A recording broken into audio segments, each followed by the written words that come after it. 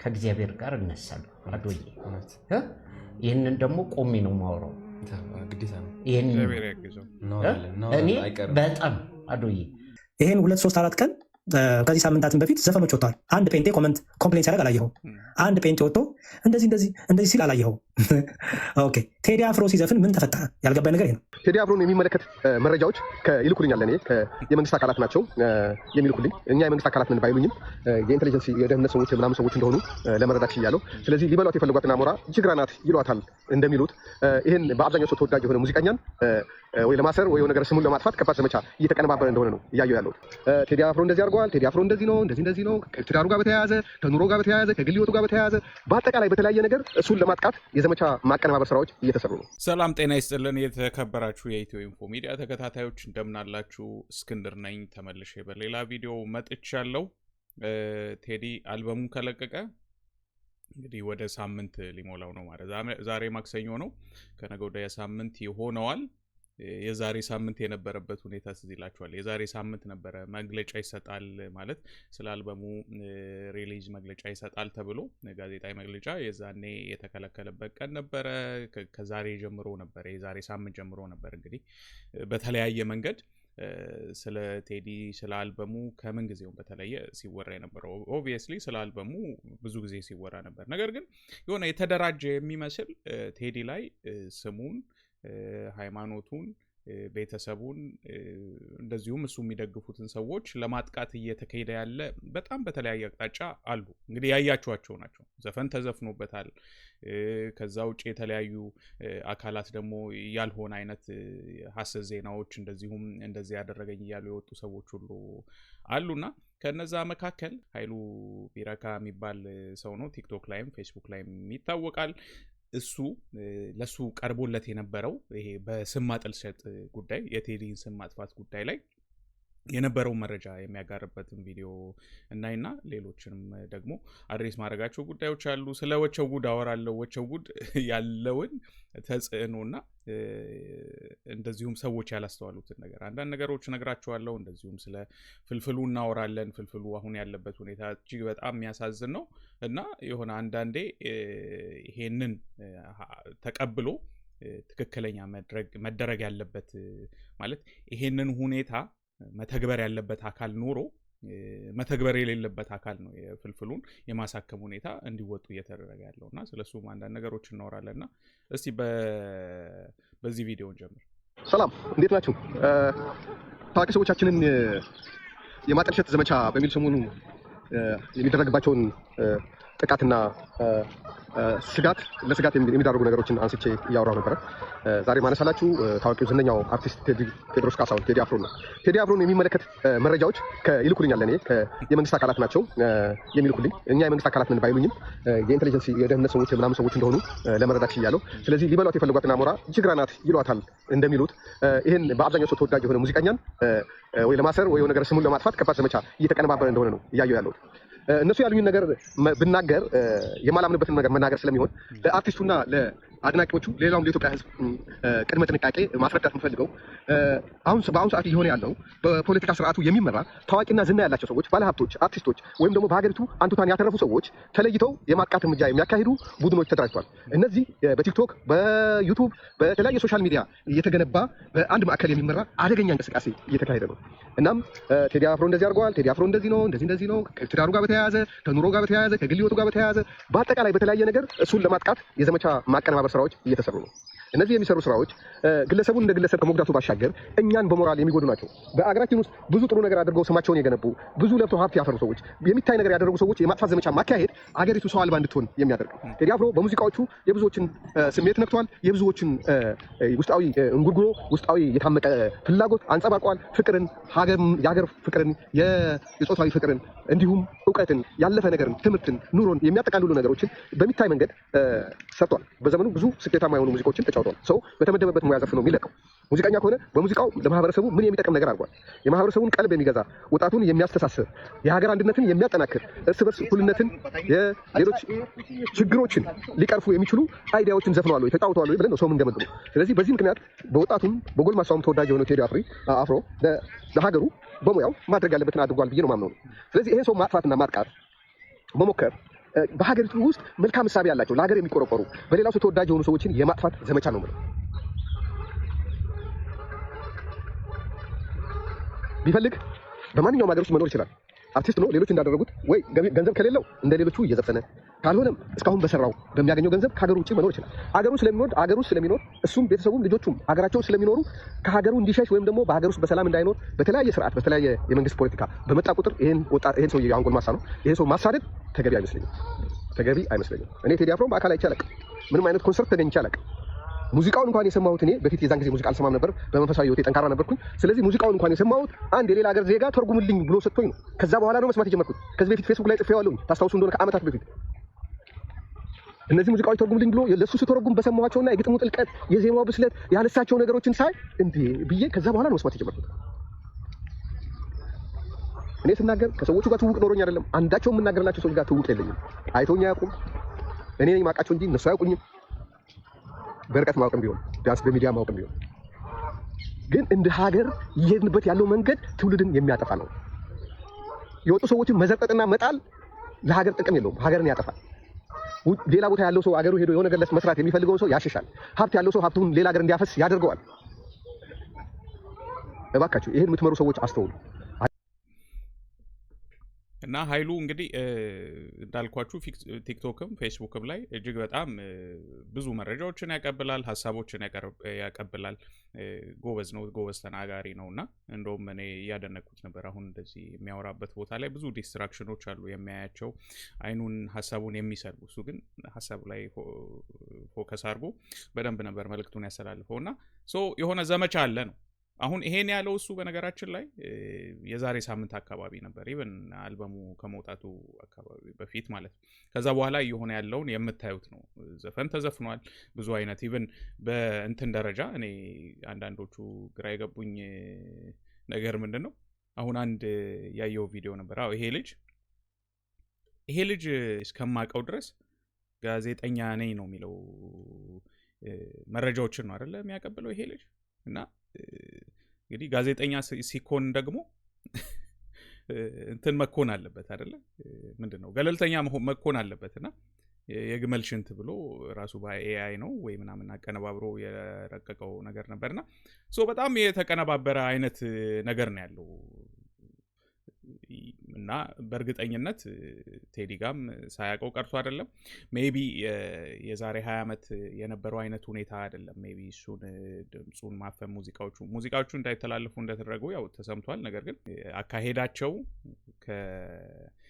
የተለየ መንገድ እንጠቀም በቃ ማለት ንጉሳቸውን የሆነ ራቁቱን እናርግባቸው የሆነ ወይ ባለቤቱን ይደበድባል ወይ ምናምን የሚሉ ውሸት ፈጠራ አይነት ነገሮች አምጥተው ከዛ በኋላ በሰው ዘንድ እንዲጠላ ማድረግ ምክንያቱም በአሁኑ ሰዓት ኢንተርኔቱን ነው አይደል ተቆጣጥሮት ያለው ኢንተርኔት ላይ ባለ መረጃ ቴዲን ማራቁት አይነት ነገር ነው የሚመስለኝ ኢቨን አሁን እኔ ግራ እየገባኝ የመጣው ነገር ለምሳሌ ከፕሮቴስታንቱ ወይ ኤቫንጀሊካል ወይ ቸርች አባላት ጴንጤዎቹ አካባቢ ቴዲ ላይ ያተኮረ አይነት ነገሮች ሰበካዎች ድጋሚ ኢቨን ኦርቶዶክስ ቤተክርስቲያን እንደው እንትን እንሰጣለን ምናምን እስከማለት ድረስ የደረሱበት ሁኔታ አለና ቴዲ ነው ወይ ዘፋኝ ኢትዮጵያ ውስጥ በነገራችን ላይ ቴዲ ብቻ እኮ አይደለም ድጋሚ ደግሞ ዘፋኝነት እንደ ኃጢአት ተቆጥሮ እየዘመሩ መሳደብ ወይ እየዘመሩ ማንቋሸሽ እየዘመሩ ሰው ላይ መፍረድ እንደ ጽድቅ ሊቆጠር የሚችልበት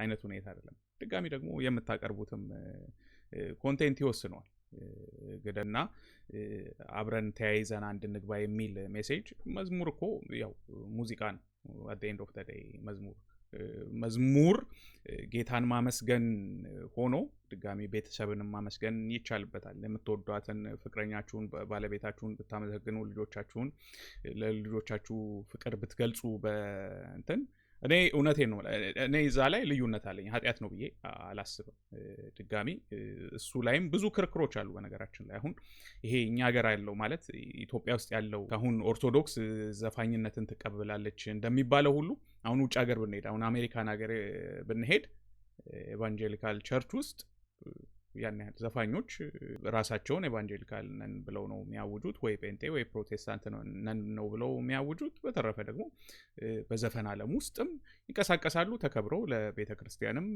ስጦታ እየሰጡ ፊት ለፊት ሆነው በቤተክርስቲያን ፕሮግራሞች ላይ ፊት ለፊት እየተገኙ ጸሎት እየተካፈሉ ስብከት እየተካፈሉ ይሄዳሉና ሰው ይሄ እንደየአካባቢው የሚለያይበት ጉዳይ አለ። በተረፈ ይሄን አሁን ሁላችንም ለየራሳችን የምናደርገው ነገር ስለሆነ ያን ያህል እንትን ማለቱ አይገባም። ነገር ግን አሁን የተቀናጀ ነው የሚያስብለው ነገር ያንን ነው። አሁን የሆኑ አካላት አሉ በቃ ተቀናጅተው በሃይማኖት በኩልም የመምጣት ነገር አለ። አሁን ይሄ ሰው ይሄ ሰባኪ ኦርቶዶክስ ሰባኪ በለከታ አንድ ነገር ጽፌ ፖስት አድርጌ ፕሮቴስታንቶች ትዝብቴን አስቀምጫለሁ። ምን ይሄን 3-4 ሳምንት የተለያዩ ዘፈኖች ተለቀዋል። ሉቃስ ዓለም ላይ ነው የምኖረው መቼም እናያለን።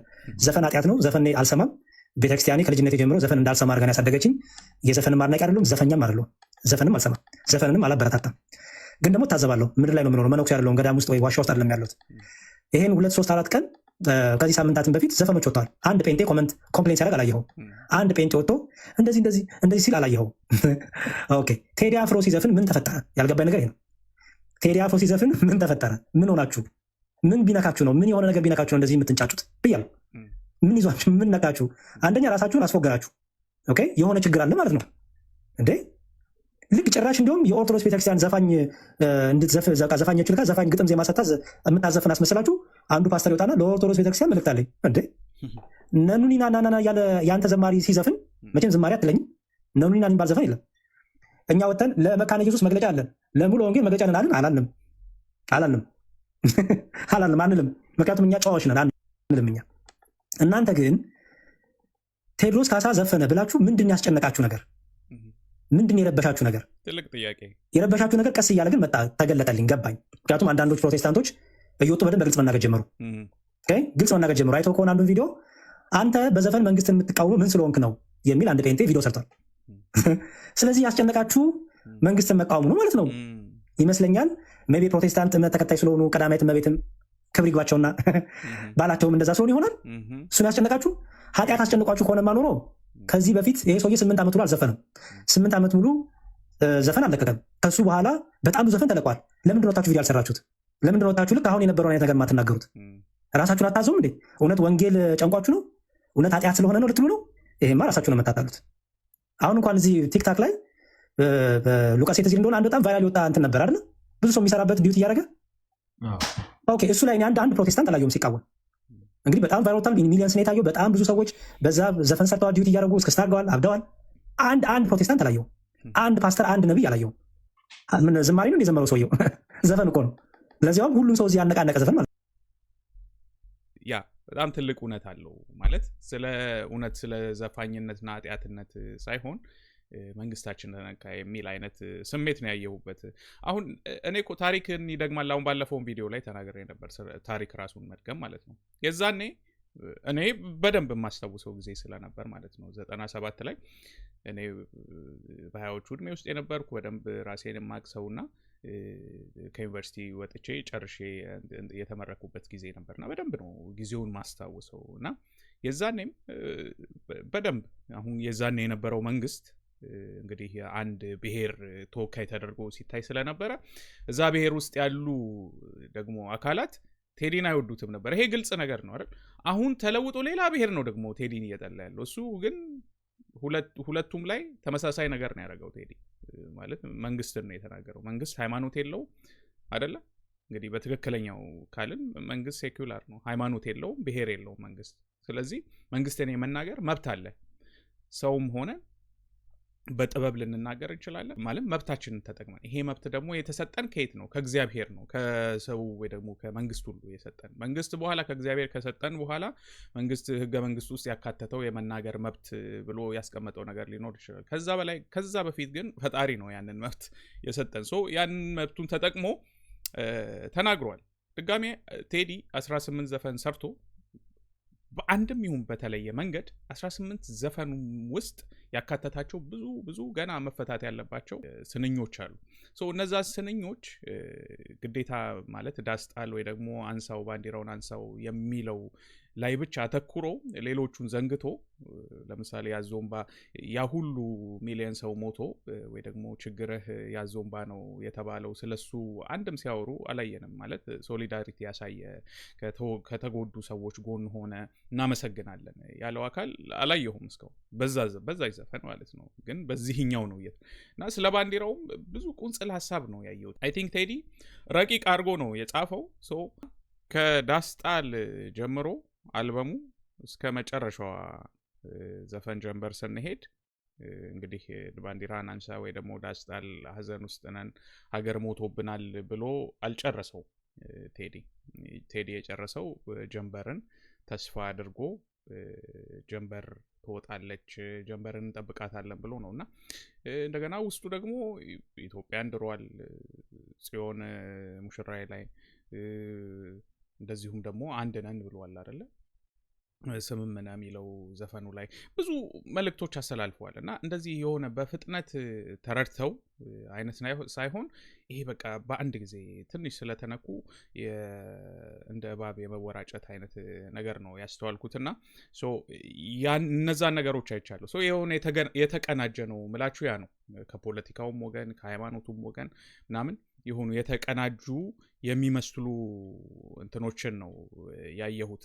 ያ ነው ያለው። በተረፈ ወደ ሁለተኛው ነጥቤ ስገባ እንግዲህ ኮሜዲያን ፍልፍሉ እጅግ በጣም በሚያሳዝን ሁኔታ ውስጥ ነው ያለው። ጸልዩለት። አሁን እዚህ ጋር እምነት ሲደረግበት ቅባ ቅዱስ እያደረጉለት ነው። ቄሱ ይታያል። ሰውነቱ መንቀሳቀስ አይችልም። እንግዲህ ፍልፍሉ የምናውቀው እየቀለደ እያጫወተ እየተሯሯጠ ስራ ሰርቶ ቤተሰቡን ሲያስተዳድር ነውና ከዛ አልፎ አሁን በዚህ አይነት ሁኔታ ሰውነቱ ሁሉ ማዘዝ የማይችልበት አይነት ሁኔታ ላይ ነው ስትሮክ አጋጥሞት ያለው ፍልፍሉና ያ በጣም የሚያሳዝን ነው ያለበት ሁኔታ። ያንን ተከትሎ አዶናይ ቻሌንጅ አስጀምራለሁ ብሏል። ታውቃላችሁ? አዎ ፍልፍሉ ስትሮክ ይዞታል። አሁን እሱ ያረፈበት ሆስፒታል ነው የምገኘው። ወንድማችን ኪሩቤል ደግሞ ከፍልፍሉ ጋር ሆኖ ጠዋትም ቀንም ማታም ከጎኑ ሳይለይ እየተንከባከበው ነበርና አንዳንድ ጥያቄዎች እጠይቀዋለሁ። ብዙዎቻችሁ ስለ ፍልፍሉ መታመም ሰምታችሁ ነበረ። ግን አሁን ባሉት ሲቹዌሽኖች የእሱ ነገር ተረስቶ ይገኛልና ትክክል። አሁን ተረስቶ ይገኛል የሚለውን ነጥብ ለስትረስ ለማድረግ ነው ቪዲዮን ያቆምኩት። ምክንያቱም የሆነ የበዓል ዝግጅት ላይ ነው መታመሙን ሁሉ የሰማ ነው ፍልፍሉ። የበዓል ዝግጅት ነው ይሄ። ከባለቤቱ ጋር የተደረገ ፕሮግራም ነው ከ8 ቀን በፊት። ሁለተኛ ዶክተሩ የተናገረችውም ሌላ ፕሮግራም አለ። እንደዚሁም የህዝብ ጸሎት ያስፈልገኛል ብሎ እሱም የተናገረው አለ። ጓደኞቹም እንደዚሁ በቃ ባላሰብነው መንገድ ነው ስራ እየሰራን እያለ ነው የታመመው ፍልፍሉ ብለው ያወጡትም ሌላ ፕሮግራም አለና ከዛ በኋላ ምንም አይነት አፕዴት የለም። እንግዲህ በአባይ ቲቪ በኩልም እንደ አንድ ሰራተኛቸው እንደታመመባቸው ሰው እንዴት ነው ፍልፍሉ ታሟል። ፕሮግራም መሪ ነው። አይ ቲንክ ዋሻው እንዴ ላይ ከአቅራቢዎች መካከል አንዱ ፍልፍሉ ነው። ስለዚህ ይሄንን ሰው ግዴታ ማለት ልክ እንደ አንድ ኤምፕሎይ እንደ ሰራተኛ እንደ ድርጅት ሰራተኛ ኢንሹራንስ አለው ወይ ሊኖረው ይችላል ብዬ ገምታለሁ። ኢንሹራንስ ባይኖርም ሙሉ የሕክምና ወጪውን መሸፈን ቤተሰቦቹን እሱ በሌለበት ጊዜ በየወሩ ሲያገኙ የነበረውን ገቢ እንዲያገኙ ማድረግ እነዛ ነገሮች መኖር አለባቸው። ከዛም ባለፈ ደግሞ ያው እንዲረዳ እንዲታገዝም እሱ ላይ ተከታታይ ፕሮግራም መስራት አለባቸው ብዬ አምናለሁ። ማለት አሁን በጣም የሚያሰለቸው ነገር ምንድነው ኢትዮጵያ ውስጥ እንትኖች አርቲስቶቻችን ወይ ታዋቂ ሰዎች ብዙ ጊዜ በቃ የሆነ እናያቸዋለን ከቲቪ ቻናል ወይ ከዩቲዩብ ቻናል ላይ በቃ ማስታወቂያ ሲሰሩ ወደዚህ ወደዛ ሲሉ እናይና ከዛ ሲታመሙ ብቻቸው ናቸው፣ ገንዘብ የላቸው። ይሄ አሁን ተደጋጋሚ ሲሆን የምናየው ነገር ነውና ያ ያሳዝናል ግን አትሊስት የሆነ እየሰሩ ከነበረ ለምሳሌ ቤስ ውስጥም ይሁን የቴሌቪዥን ጣቢያ አባይ ቲቪ ውስጥም ይሁን እየሰሩ ከነበረ ግን ያንን በርደን እነዚህ ሰው የሆነ በጤናማ ጊዜው ገንዘብ ሲያመርት የነበረ ሰው ለቲቪ ጣቢያው ሲታመም በደንብ ኮምፐንሴት መደረግ አለበት እና ያረጉ ከሆነ ለመታረም ዝግጁ ነኝ ግን ስላላየሁ ነው መታመሙን ከማወጅ ውጪ ሌላ ነገር ሜቢ እሱ ሊሆን ይችላል አዶናይም ዝም ነገር ብሏል ያለው አቴንሽን እንዲያገኝ ስለፈለኩኝና ለፍልፍሉና ለቤተሰቦቹ እንድደርስላቸው ስለምፈልግ ነው ይህ ቪዲዮ እየለቀቁት ያለሁት ፍልፍሉንም አስፈቅጄ ባለቤቱንም አስፈቅጄ ማለት ነው እንግዲህ ፍልፍሉን ማገዝ የምትፈልጉ እነዚህ ናቸው የንግድ ባንክ አካውንቱ የበረከት ፍልፍሉ 1000 ማለት ነው 37446115 ቁጥር ያ ነው ያንን በማድረግ ያው አዶናይ ባዮ ላይ ያስቀመጠው መልእክት ይሄ ነው በእኔ ደግሞ አሁን ደግሞ እግዚአብሔር እንድታስተምር ፈልጎ ይሆናል በዚህ እንድትማርና እንድታስተምር እንድማር ነው የኔ ደግሞ ለብዙ ሰው ማስተማሪያም ይሆናል ይሄንን ነው ብለው አዶዬ እውነት እኔ እኮ ስንገባ የቀልድከው ቀልድ አሁንም ቀልድ አልተለየንም ካንተ ጋር ነው ምንድን ያልከን ስለ ነዳጅ እስከሚያልቅ ነው እዚህ ያለው ሲያልቅ እግሬ ቆሰቆሳል ራሱ አለ ነዳጅ ሲጠፋ እግሬን እንትን ብሎኝ እነሳለሁ ለማስተማሪያ ነው እነሳለሁ አደረስ ከእግዚአብሔር ጋር እነሳለሁ አዶዬ ይሄንን ደግሞ ቆሜ ነው ማወራው ግዴታ ነው እኔ በጣም አዶዬ የሚገርምህ አንድ ነገር ማስታወሰው አለ አንድ ሰው ከሀገር ቤት ይመጣና የድሮ የመንግስት ሆስፒታል ወረፋ ምናምን አለ ወረፋ ይዞ ታክሞ ምን ብሎ ድኖ ይሄዳል በአመቱም እንደዛው ለሊት መጥቶ ወረፋ ይይዛል ወረፋ ይዞ ምን ብሎ ሐኪሙ ጋር ቀረበ ባለፈው ታክመሃል ድናሃል አይደል አለው አዎ አሁን ለመጣ ሲለው ለምስክርነት አለ በጣም አዎ መዳን ስለዚህ በእኔም የሚያምረው ድኜ ቦታዬ ላይ መድረኬ ላይ ቁጭ ብዬ ለማሳየት ያብቃኝ ነው የምለው አመሰግናለሁ አሁን ቻሌንጅ ላስጀምርልህ እያሰብኩ ነው ለቤተሰቦችም እንዲሆን አንተም እረፍት እንድታገኝ ጥሩ ደረጃ ላይ እንዳለው እንድታውቅ ቻሌንጅ አስጀምራለሁ እወድሃለሁ በጣም አመሰግናለሁ ወጥተህ ደግሞ ትልቅ ነገሮችን እንሰራለን አብረን ወጥቼ ከአንተ ጋር ነው አባሮሽ የምጫወተው መጀመሪያ አዶዬ እወድሃለሁ ሰላም ሁኑልኝ ናፒዬ እወድሃለሁ የኔ ጌታ እሺ አመሰግናለሁ አዶዬ ሰላም ግቡልኝ አረፍ በሉ እግዚአብሔር ያግዘው እንግዲህ ፍልፍሉን ከባድ ነው ስትሮክ አይ ቲንክ ዶክተሯን ባለፈው ስትል ሰምቻታለሁ ያው ጥሩ ሰዓት ላይ ይዘውታል የማገገም እድል አለው ያገግማል አገግሞ እግዚአብሔር ደግሞ መጠቀሚያ ያደረገው ዘንድ እንግዲህ እና አዶናይም ተመኝቷል እኛም እንመኝለታለን ፍልፍሉ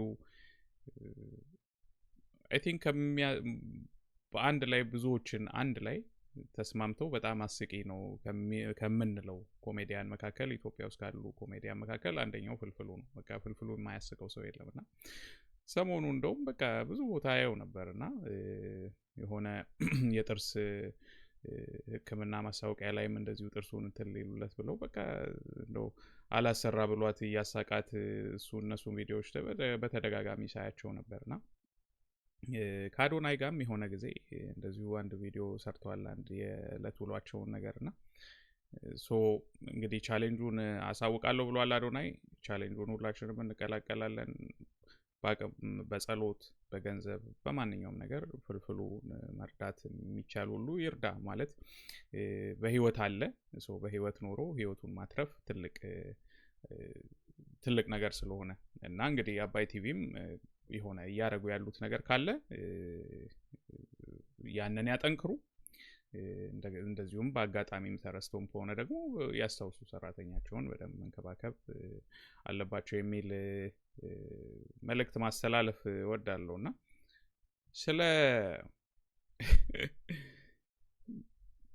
ያልታሰበ እንግዳ በሚለው እንደውም ወቸው ጉዶች ራሳቸው በቃ አልገመቱትም። አሁን እንግዲህ የትምህርት ሚኒስትሩ ፕሮፌሰር ብርሃኑ ነጋ ከወቸው ጉድ ጋር ኦልሞስት 5 ሰዓት ተኩል ቆይታ አድርገዋል። የ5 ሰዓት ተኩል ቪዲዮ ማለት ነው። ሙሉ የህይወት ታሪክ በሉት እና የ5 ሰዓት ተኩል ቪዲዮ ቅዳሜ ዕለት ተለቆ ነበር።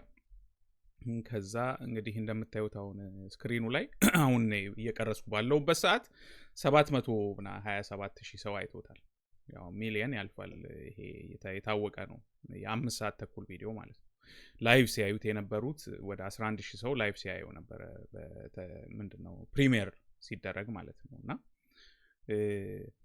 ይሄ ነገር ምን አስታወሰኝ መሰላችሁ? ራይት ናው አሁን በአሁኑ ሰዓት አሁን ባለንበት ሰዓት ሚዲያው ብዙ ሰዎች በቃ ሚዲያን የሆነ ፊት ያለው ሰው ብቻ የሚመራው ወይ ታዋቂ ሰው ብቻ የሚመራው አድርገው ይይዙታል። ወጣቱን በጣም ዘንግተውታል። እንግዲህ ይሄ ስትራቴጂክ ሙቭ ነው። ኦልሬዲ እኛ ያለንበት አሁን ያሉት ኢዜማዎች የምርጫ ቅስቀሳ ላይ ናቸው። ከምርጫ ቅስቀሳው አንዱ አካል ነው ብዬ ነው ማስበው። እና ይሄ ነገር እኛ ሀገር አናየው ማለት ለምሳሌ ወቸው ጉድ የሆነ 3 ሆስቶች ብዙም እውቀት የሌላቸው ወይ ደግሞ እንደዚህ ኢንተርቪው የማድረግ ስኪል የሌላቸው ምናምን ብለው የሚያልፏቸው እነሱም ራሱ በተደጋጋሚ ተናግረዋል።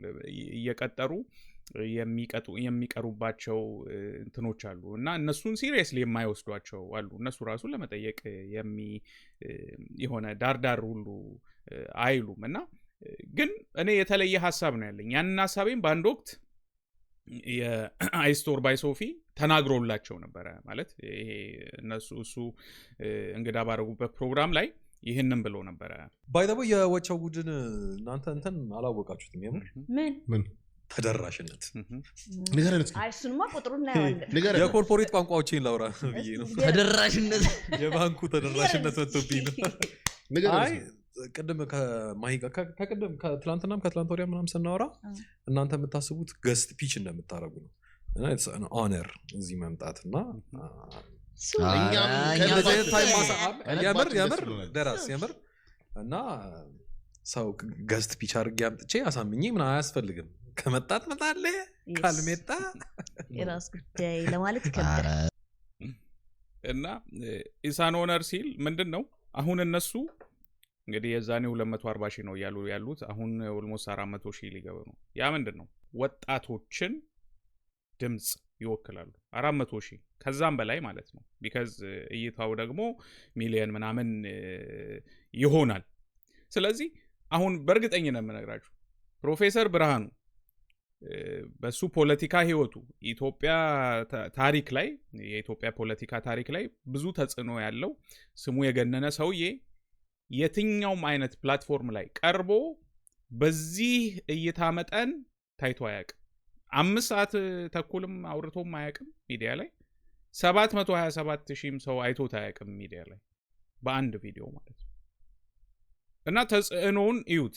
አሁን እሱ የሚሄደው እነሱ ጋር ያሉትን ልጆች ፒች እነሱ እሱን እባክህና ብለውት ሳይሆን መሆን የነበረበት የእሱ ሰዎች ስትራቴጂስቶች ኦኬ ወጣት ኃይል እጅግ በጣም ልንጠቀምበት የምንችል ልናገኛቸው የምንችለው ሰዎች ወቸው ጉድ ላይ አሉ ብለው መሄድ ነው። ያን ነው ማድረግ ያለባቸው።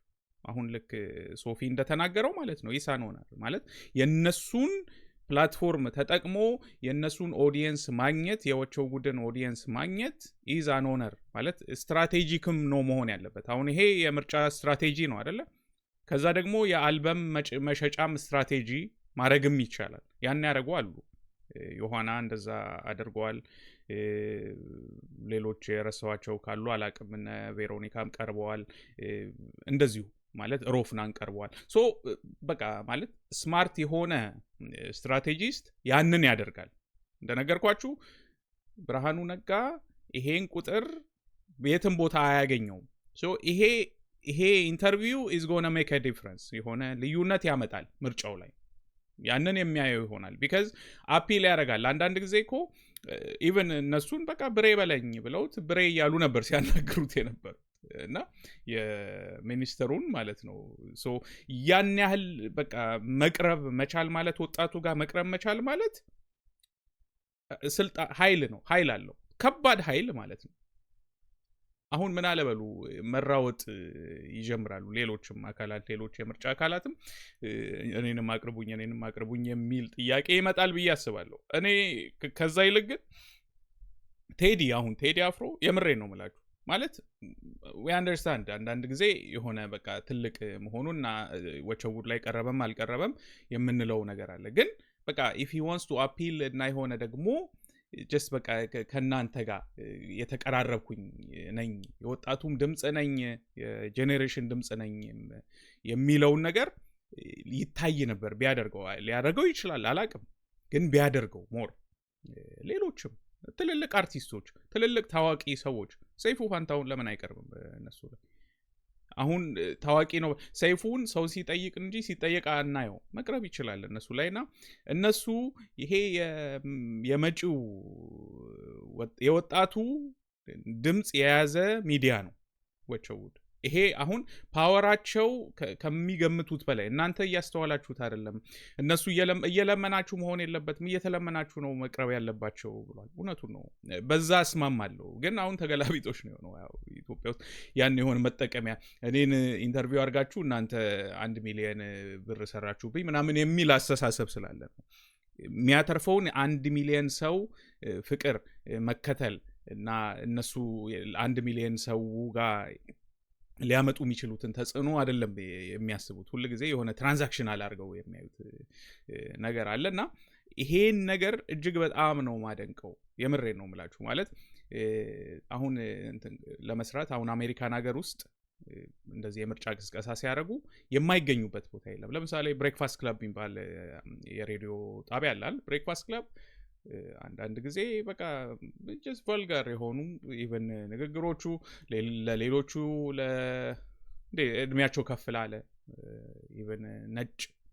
ለነጮች ወይ ምናምን የማይመቻኝ ለነጮች ስላችሁ እድሜያቸው ከፍ ያለ ነጮችም ሊሆን ይችላል ወይ ደግሞ ራሳቸውን ሰቅለው የሚያስቡ አይነት ነገሮች በቃ ይሄ የሆነ የሂፕ-ሆፕ ሬዲዮ ስቴሽን ነው። ግን is one of the best በጣም የሚሰማ የሚደመጥ ሬዲዮ ጣቢያ ነው። ታዲያ ትልልቆቹ የአገር መሪዎች የአሜሪካ ፕሬዝዳንት ለመሆን የሚፈልጉ ሴኔተር መሆን የሚፈልጉ እንደዚሁም ደግሞ ትልልቅ አርቲስቶች ምናምን እዛሽ ጠባብ ስቱዲዮቸው ውስጥ መጥተው ይጠየቃሉ በቃ።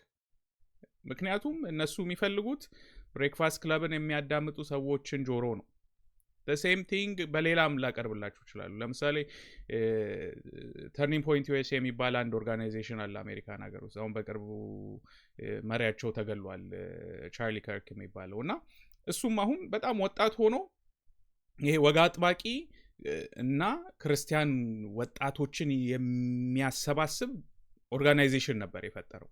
ያ ኦርጋናይዜሽን ያ ክለብ በጣም ተደራሽነቱ ከፍተኛ ከመሆኑ የተነሳ አሁን ትራምፕ ሁለተኛ ጊዜ ሲመረጥ እንዲመረጥ ትልቅ ተጽዕኖ ካረገ ግሩፕ አንዱ ኦርጋናይዜሽን አንዱ ቲፒዩኤስኤ ነው። እሱም በወጣት በሆነው ልጅ የሚመራው ማለት ነው።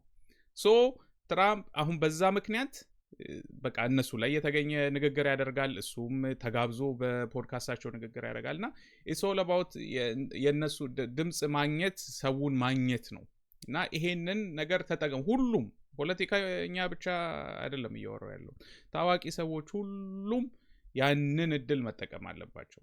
ራሳችሁን አትኮፍሱ። በቃ ዝቅ ብላችሁ ከማንኛውም ሰው ጋር የሚጠይቀውን አይነት ጥያቄ ይሄ የሆነ ስክሪፕትድ ያልሆነ በቃ ተሳሳቱ ስለማላቅ ነው በቃ ምናምን እያለ እንዲጠይቅ። እዚህ ላይ አሁን ቤኪ ምን ይላል ስለ እንትናን ማን ነው ተምራት ላይ ነው ፕሬዝዳንቱ ፕሬዝዳንት ሳይሆን እንትን ነበረ ጠቅላይ ሚኒስትር ነበር ይለዋል። በቃ እየተሳሳቱ እየተማሩ በቃ የሆነ ስክሪፕትድ ያልሆነ የሆነ በጣም የማይጨንቅ አይነት ኢንተርቪው ማየት ይፈልጋል ሰው። ያንን መደረግ አለበት። ቢግ አፕ ለወቸውዶች ማለት ከዚህ በላይ ነው ሰክሰስ የሚጠበቀው። ያው ሆፕፉሊ ድምጻቸው በጣም እንትን ብሎ በኋላ ላይ ያው አንዳንድ ጊዜ የታዋቂነት ሰለባ ሊያደርግ ይችላል። እንደዛ እንዳይሆኑ ብቻ ነው ፍራቻዬ። ማለት በተለያየ መንገድ ማለት ነው። አንዳንድ ጊዜ ኢጎ ሊገባ ይችላል የሆኑ የተለያዩ ነገሮች። ግን እነሱን የያዝላቸው ፈጣሪና ከዛ ውጪ ግን የወጣቱ ድምጽ ናቸው ብዬ ነው ማስበው። በቃ ማለት ኢንተርቪዋቸውን የእነሱን ኢንተርቪው መስማት የሆነ አብሮ እየተሳተፉ ያህል አይነት ስሜት ይሰማል። እኔም እየጠየኩ አይነት ነገር ይሰማኛል። የሆነ ክብደቱ አይታየኝም። የሆነ የሚጠይቁት ጥያቄ እኔ ልጠይቅ የምችለው አይነት ጥያቄ ነገር ነው። እኔ በሚገባኝ ቋንቋ ነው ምሰማው። ስቃለው መሀል ላይ ብዙ የሚያሳዝኑኝ ነገሮችንም እሰማለሁ። እንደገና ዝናናለሁ፣ መረጃም አገኝበታለሁ። ያ ስለሆነ ያ ፓወራቸው ከፍተኛ ነው። በእርግጠኝነት ያው እነሱም እንዳሉት ይሄኛው ኢንተርቪዋቸው የሆነ እንትናቸውን ሊቀይር የሚችል ነው። ባለፈው ሮፍናንን ሲያቀርቡት ተመሳሳይ ነገር ብለው ነበር። በቃ የሆነ ስቴጅ እያለፍን ነው ብለዋልና አሁንም ይሄም ወደ ሌላ ይወስዳል። ከዚህ በኋላ እንደውም ተፈላጊነታቸው ጨምሮ የሚጠየቁ አይነት ነገር ይሆናሉ ብዬ ነው የማስበው። እና እናንተስ ቴዲ አፍሮን ባይሆን በግል የምሬ ነው የምላችሁ በጣም ደስ ይለኛል። እዛችሁ ቦታ ላይ መጥቶ የእነሱ ስቱዲዮ ውስጥ ተቀምጦ ከእነሱ ጋር የሆነ የ2 ሰዓት የ3 ሰዓት እንትን ቢያደርግ በጣም ደስ ይለኛል ብሰማው ማለት ነው። የሆነ አዝናኝ በጣም አስቂኝ አዝናኝ የቴዲንም ሌላ ገጽታ የምናይበት ስለሚመስለኝ ማለት ነው። ስለዚህ ወቸው ጉዶች ደስተኛ ነኝ። እንኳን ደስ አላችሁ ማለት ከዚህ በላይ እንጠብቃለን ከእናንተ ለማለት እወዳለሁ። መጨረሻ ላይ ስለ አንዱዓለም እናውራ። መጨረሻ ላይ አንዱዓለም ሰይፉ ላይ ፕሮግራም አቅርቦ ነበረ። ሰይፉ ላይ ባቀረበው ፕሮግራም 500,000 ሰዎች አይተውታል። ከግማሽ ሚሊዮን ሰው በላይ የነቀምት ሰው ነው አንዱዓለም። እጅግ በጣም ሰዎች ወደውታል። እና እኔ አሁን የተለየ ምልከታ አለኝ። ያ ምልከታዬም ደግሞ ከዚህ ፖስት ጋር ተመሳሳይነት አለው። አቤል አስራት ምን ብሏል? ኢቢኤስ ቲቪ ሹድ ሪስፔክት ነጻነት፣ ኦቴንቲሲቲ ኤንድ ኦሪጂናሊቲ። የነጻነትን እውነተኛ ማንነትና ኦሪጂናል የሆነ ማንነቱን ኢቢኤስ ማክበር አለበት። ቴሌቪዥኑ ማለት ነው ማክበር አለበት። they should also respect his ቤተሰቦቹንም ማክበር አለ።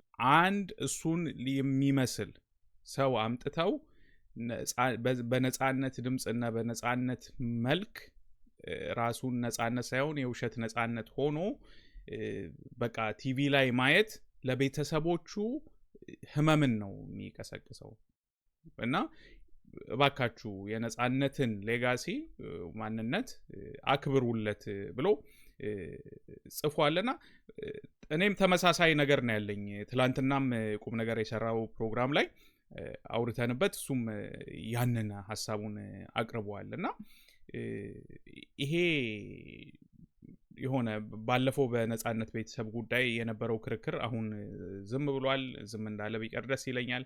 ግን ቤተሰቦቹ ካነሷቸው ነጥቦች አንዱ ስሙን አታንሱ፣ ስሙ ይረፍበት የሚል ነገር ነው። ይሄ ነገር እባካችሁን የነጻነትን ስም ይረፍ እና ይሄ ቦታው ለሁለተኛ ነጻነት የሚሰጥ ቦታ አይደለም። በቃ ነጻነት አንድ ነው። እግዚአብሔር አንድ አድርጎ ነው የፈጠረው። አንድን ነጻነት ነው የሰጠን፣ እሱንም እግዚአብሔር ወስዶታል። አሁን ሁለተኛ ነጻነት የሚመስል የውሸት ነጻነትን ለማየት እኔ ለምሳሌ ዝግጁ አይደለሁም። እኔ አልፈልግም። በቃ ሌላ ሰው ያንን ቦታ የያዘው በቃ ንጹህ ዘርም ትሆን አዝመራውም ሊሆን ይችላል፣ ያሲንም ሊሆን ይችላል፣ ሌላም አንድ ተወዳዳሪ ስሙ ዘነጋውት እሱም ሊሆን ይችላል። 4 ተወዳዳሪዎች አሉ። ከአራቱ አንዱ ያንን ቦታ ይወሰደው። በተረፈ ግን እንደ ኮንቴንት ከተፈለገ ዝም ብሎ ለሱም ስራ ይሰጠው ከተባለ የሆነ ፓሮዲ አይነት ስራ ሊሰጡት ይችላሉ።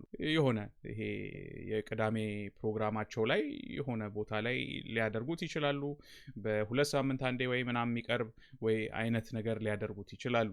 አሁን ይሄ ለአንዱዓለም ስራ እንዳያገኝ የመመቅኘት ወይ ምናምን ነገር አይደለም። ይሄ ከምን የመነጨ መሰላችሁ? የሆነ ትክክለኛ ያልሆነ ነገር አሁን አሜሪካን ሀገር ውስጥ ከብዙ ዓመት ንትርክ በኋላ ኮሌጅ ውስጥ የሚጫወቱ የባስኬትቦል ተጫዋቾች የመልካቸውን ስማቸውን እና ማንነታቸውን አምሳያቸውን የሚከላከሉበት ህግ ወጣላቸው። በፊት እናንተ በነፃ ስለሆነ የምናስተምራችሁ ስኮላርሺፕ ሰጥተን ባስኬትቦል ተጫዋች ከሆኑ በእነሱ ስም ጀርዚ ይሸጣል፣ ፊታቸውን እየተጠቀሙ የተለያዩ ማስታወቂያዎች ይሰራሉ ምናምን። ከዛ ቤሳቤስቲን ገንዘብ አያገኙም ነበር እነዚህ አትሌቶች ማለት ነው።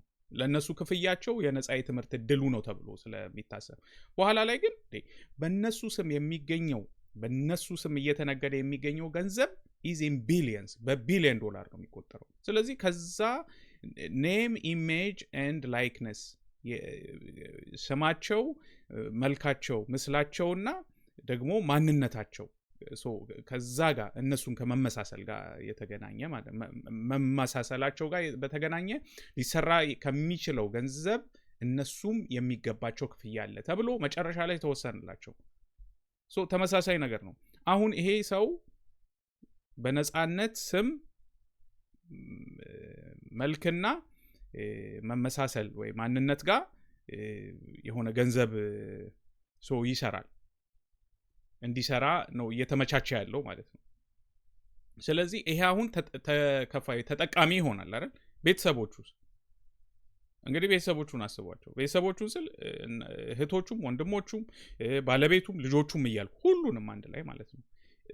የሆነ እንትን ነገር ይሰማናል ወይ? አሁን ባለፈው የቀረበ ጉዳይ ነበር አለ በማነው ስሟ የመቅደስ ሾው ላይ አስፋውን የሚመስል ሰው ተብሎ ሁሉም ሰው አስፍዬን የሚመስል ምናምን ሁላችንም ማለት ነው ራሳችን ላይ ሲደርስ መሰለኝ ይሄን ነገር የምንረዳው። እኔ አሁን አባቴን የሚመስል ሰው ማላቀው ራንደም ሰው ከሆነ ቦታ መጥቶ ማለት ነው በቃ አባትህ አንተን የሚመስል ምናምን እንደ እንትን ነው የምቆጥረው። እውነቱን ለመናገር ማለት ዘመድ አዝማድ ቢሆን የአባቴ ወንድም አጎቴ ምናምን ቢሆን በቃ ያ ሌላ ስሜት ይሰጠኛል። በቃ ያ የማንነት ማለት ደሜ ነው ብዬ ይይዘዋለሁ። ግን ማላቀው ሰው አባቴ ይመስላል ተብሎ ከዛ በኋላ የአባቴን ስራ ደግሞ ወርሶ አባቴን ስለሚመስል ብቻ ድምፁንም ስለሚያስመስል መልኩም ስለሚመስል ብቻ ስራውን ሲወርስ ደስታ አይሰማኝም። እውነቴን ልንገራችሁ፣ ያም መሆን የለበትም።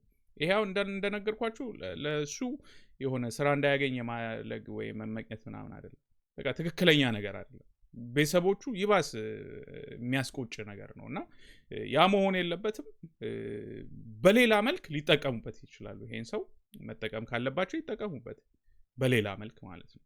በተረፈ ይሄን ቦታ ይሄ የቤተሰብ ጨዋታ የሚባለውን መምራት ያለባቸው ለቦታው የሚመጥኑ ከዛ በላይ ደግሞ በዚህ በማስተዋወቁ ፕሮግራም በመምራት በአርቲስት በመሆን ሊሆን ይችላል፣ ወይ ደግሞ በዚህ በኢንተርቴይንመንት በመዝናኛ ኢንዱስትሪ ውስጥ በቃ ልፋት የለፉ የከፈሉ ጊዜያቸውን መስዋዕት ያደረጉ ገንዘባቸውን መስዋዕት ያደረጉ በቃ ይሄ ያቺን ቦታ ለማግኘት እስካሁን ድረስ ልፋት ሲያደርጉ የነበሩ ሰዎች መሆን አለባቸውና ይሄ ሎተሪ መሆን የለበትም የሆነና ትክክለኛነቱ አይታየኝም። የዛሬ 13 ቀን 2 ሳምንት አካባቢ እንደዚሁ እኛም ጠይቀን ነበር ማለት ይሄ ነገር ሪል ነው እንዴ ብለን 1600 ሰው መርጧልና ከዛ ውስጥ እንግዲህ የጠየቅነው ጥያቄ የምርጫው ነገር እያወዛገበ ነው። የእናንተ ምርጫ ማን ነው የሚመርጡትን ፎቶ ይጫኑ ብለን ያሲን 37%፣ ንጹህ ዘር 5%፣ አዝመራው 9%፣ አንዱ ዓለም